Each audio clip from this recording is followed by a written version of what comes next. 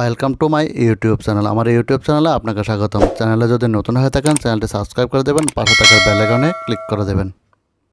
এই চ্যানেলে বিভিন্ন স্বনামধন্য পত্র পত্রিকায় প্রকাশিত খবর দর্শক বন্ধুদের কাছে উপস্থাপন করা আমাদের উদ্দেশ্য। প্রকাশিত খবরগুলোর সত্যতা যাচাই করা বা অন্য কোনো দায়বদ্ধতা আমাদের এই চ্যানেলের নেই।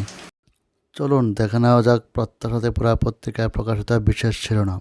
লোকসভা নির্বাচনের 2 কেন্দ্রে বিজেপিকে সমর্থন, সরকারের শরিক হচ্ছে তিপ্রামথা, উপমুখ্যমন্ত্রী হচ্ছেন অনিমেষ, মন্ত্রী হচ্ছেন কল্যাণী নন্দিতা। আসছে বিস্তারিত।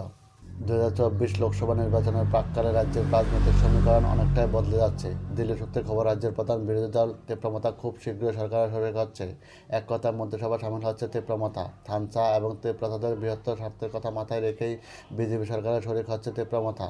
সূত্রের মতে লোকসভা 2টি আসনে বিজেপিকে নিঃশর্ত সমর্থন করবে মথা। বিনিময়ে বিরোধী দলনেতা অনিমেষ দেববর্মা হচ্ছেন উপমুখ্যমন্ত্রী এবং ধলাই জেলা থেকে রামেবেলি কেন্দ্রের বিধায়িকা তিপ্রামথার নারী নেত্রী নন্দিতা দেববর্মা রিয়াং হবেন মন্ত্রী। এছাড়াও মন্ত্রী হবেন তেলিয়ামুড়া কেন্দ্রের বিধায়িকা কল্যাণী রায় সাহা।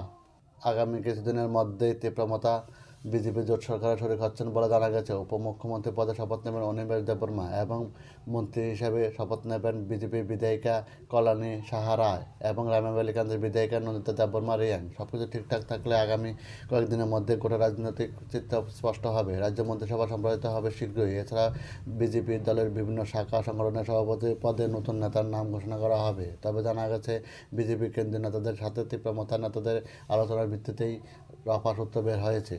এদিকে ত্রিপুরা 2টি আসনে মথা বিজেপিকে নিঃশর্তভাবে সমর্থন করবে। বিনিময়ে সরকারে সামিল হবে মথা। তিপ্রাসা জনগণের উন্নতির জন্য বৃহত্তর স্বার্থে মথা বিজেপি জোট সরকারের শরিক হচ্ছে বলে জানা গেছে। জয় হিন্দ। Thanks for watching.